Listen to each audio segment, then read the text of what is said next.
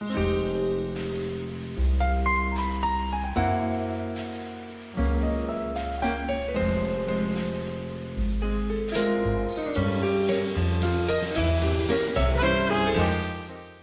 there, all you succulent wildcats, and welcome back to the podcast of 212 Today. This show, sadly, Finn will not be with us. But that means we have a very special guest, Sky. Tell us something about yourself, Sky. My name is Sky. Interesting. Have any fun facts you'd like to tell us? Little may you know, my name is actually spelled in the chronological order, thus succeeding from S to K, then Y. Fair enough. Now moving on. Today's topic is Valentine's Day, where we appreciate those that love us. Do you have any one special that you'd like to tell us about, Sky? My father loved me, and then he left. Oh yeah. Now he's dating my guitar teacher. How about you? Tissue paper. What they catch all my tears I drop. First up, Adrian is doing a laborious reader on Valentine's Day gifts. Subsequently from Adrian is your average old Julia doing a rant on bachelors. Immediately the second after, as if no time has even passed since the second Julia finished her last words, Zoe is doing a commentary on why Valentine's Day is extremely pointless. In the fourth position is the luscious voice of Jack, creating audible sounds about the top 10 reasons why Valentine's Day sucks. This is Jackson Reed.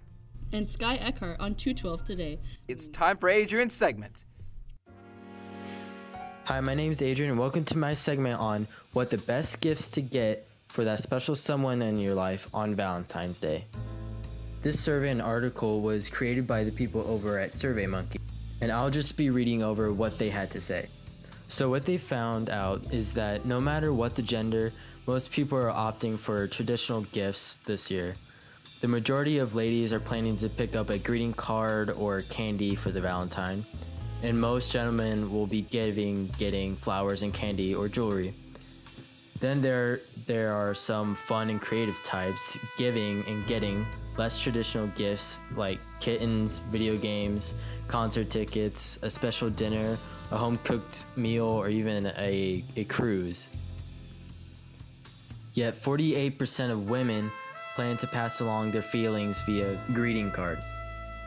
And when it comes down to meeting expectations, men and women seem to be a bit out of touch with one another. Honestly, I think it's communication more than anything. The survey I'm looking over right now mainly says that people are expecting flowers, gift card, or candy, but they say the best thing to get somebody is something they're not expecting and something they want. So that's all we have for today. Thanks for tuning in.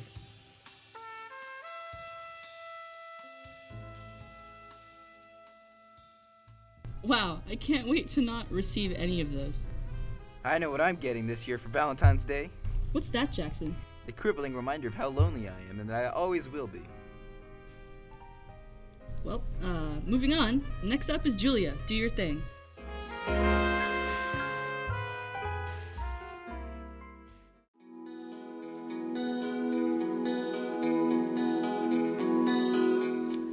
We all know that people can be stupid about love. In movies, the guy does everything to get the girl, or the girl who loves the guy for the reason that, well, that's her purpose, is to love the dude. However, I don't believe there's anything better than not just watching 2 people be stupid about love, but 30 people be stupid about love. And thus, I introduce you to the Bachelor franchise, the incubator of my satire. The Bachelor is, in case you don't already know of his horrors, a reality show based around finding love, where there's one guy and girls get eliminated one by one to eventually be the final choice of this man, who he eventually proposes to. Now, if you've ever seen 2 girls get jealous over one guy in real life, imagine that, square it, then cube it. Though some girls can be pure and cute on this show, most of them are absolutely insane and want blood for this man that they barely know. They play dirty, they play awful dirty. As in, they get into fights over this man, dirty. Bachelorette is basically the same concept, only that the roles are reversed. However, it's not as fun to watch because of the different dynamic, and the guys are more competitive than possessive, as say the girls. Bachelor in Paradise, however, now that's where it's really at. Bachelor in Paradise is the show where they take all the crazies and the reject and just throw them on an island and find love with one another. Multiple couples come up at once, and love triangles are bound to happen. It's a beautiful thing, truly it is. Even better, the people are more dramatic than the other shows. From a girl who brings her twin in a suitcase, who cries every episode, to a Canadian man whose sexuality is questionable at best. There's no shortage of characters to find on this awful, wonderful edition of the Bachelor franchise. Now, why am I talking about this on a Valentine's episode? I hear you asking wonderfully, and a good question indeed. It's because some people are alone on Valentine's Day, and they feel bad that they're not in a relationship. Sometimes you just need to laugh at the mistakes of others when you're in that position. So watch the Bachelor shows. It'll at least be a good dose of comedy, even if you can't bear to make it through one episode of these people's stupidity. That's the end of this segment, and let's get back to the show.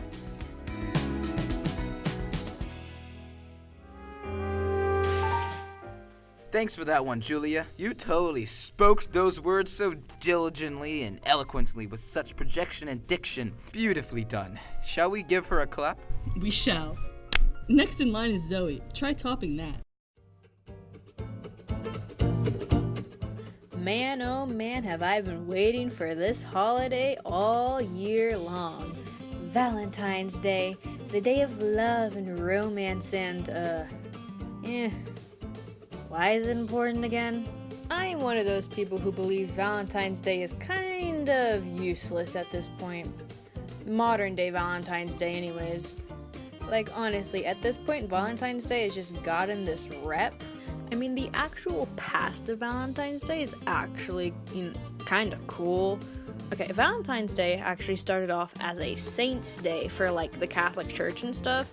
Because way back when, during the Roman Empire, this dude basically said, I want an army. And the men were like, nah, man, I got wives and kids. And so the Roman emperor was just like, you know what? I can solve that problem. If you don't have wives, you'll join my army. And he kind of like made marriage illegal. There's these two dudes, St. Marius and St. Valentine. They basically secretly married couples. And then, Roman Empire, Valentine gets found out. He gets brutally murdered for it on February 14th. So to celebrate his horrible, gruesome death on February 14th, we buy our significant others roses and chocolates. But that's like probably the only cool part about Valentine's Day. Besides the after it ends sales in which chocolate gets like discounted and then you can bulk up on like really cheap chocolate and that like lasts you months. But back to the reasons that Valentine's Day is a little bit dumb nowadays. But because it's so over-commercialized. Because now it's like if you don't do something for your significant other on Valentine's Day, you're a horrible, terrible person. It's like during the year, you do whatever couples normally do, and then you gotta do this big special day on Valentine's Day. But it's not really special because every other couple is doing it. And just, Because honestly, Valentine's Day, if you have a date, it usually means chocolates, flowers, really cheesy cards, and cheesy movies. For that one day every year. Unless you're single. And that's when you get reminded how lonely you are. And if you're okay with being lonely, other people feel pity for you because you're single, which is just great. Absolutely fantastic. I'm just saying, it's just like Christmas, it's gotten to that point where it's just been over-commercialized to the point where the true meaning's been forgotten. It's cheesy, it's expensive, and it's stupid. I mean, honestly, is it really a holiday if you don't get the day off? I don't think so. Therefore, it's useless, it's stupid, and it's dumb. That's all, folks. You're right, Zoe. That was pointless. What is not pointless is moving straight onto Jack. I know you can do this, bud. That mountain is high, but you can climb it. And there will be times where you tell yourself how worthless and puny of a man you are, and that may or may not be true, but you just gotta persevere, man. This is hard for me. I know it is. It is hard, but I must let you go into the dark forest and let you fly free, knowing that you'll come out at the other side alive, because you're a strong, brave, and handsome man. You can do this. Go ahead, Jack. Valentine's Day, the month of love and hearts and all that jazz. But you know what? I think all that sucks. Yeah, it's terrible. And I'm gonna give you 10 reasons why. Reason 1, restaurants are full and you're gonna get bad service. Single or not, you decide you want to go out and eat for the day. But don't even try. Pretty much every place that serves food, yes, even your local McDonald's is gonna be full. Reason 2, high expectations. For those of you already in a relationship, take this one with a pinch of salt. You are basically given a script on how the holiday is supposed to be celebrated. Go to the most expensive stores and get what they want, while running around like a decapitated chicken trying to get everything done. Reason 3, every movie on TV supports those high expectations. Speaking of those expectations, you ever notice those Valentine's Day movies and shows on TV where characters buy their loved ones expensive stuff for the high expectations they have? Just because it's on TV doesn't mean it isn't relatable. Reason 4, by couples for couples. Don't even try to go outside during Valentine's Day if you're single. It's not a remark, it's a warning. You will get judged. The judging may be silent, but it happens.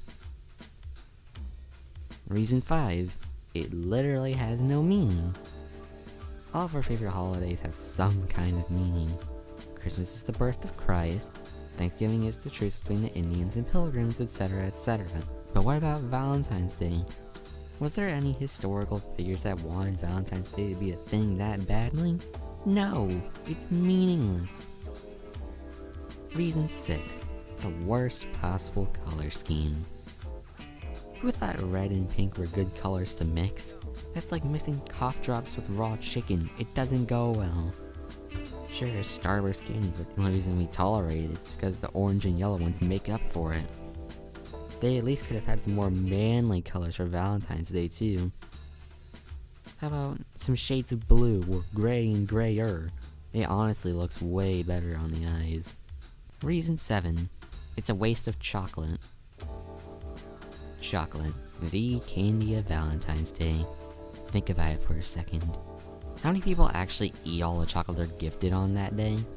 Not very many, apparently. If we keep up this waste of chocolate for too long, there won't be any left. It will all be wasted.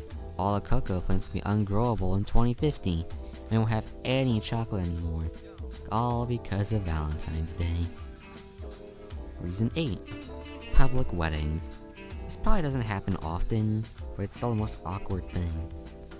Being single, eating in a crowded restaurant, minding your own business until you see a man get on his knee and hold up a tiny box. It's really awkward seeing someone have a better love life than you in public. Reason 9, Cupid is a freaking weirdo. And here we have the worst character ever described by Greek mythology. A grown man dressed as a winged baby, stalking you and your lover, shooting you with sharp arrows. That's not something that motivates me to love on Valentine's Day. That's something that motivates me to call the police. Reason 10, it makes single people look like trash. This holiday is all about couples loving each other, but it's important to love and care about yourself. Valentine's Day is all about love, so singles should be encouraged to do something they love for themselves. It just makes them feel inadequate. No offense to any single people out there, but I think we can all agree that this holiday is a waste of our time and should be removed from our calendars.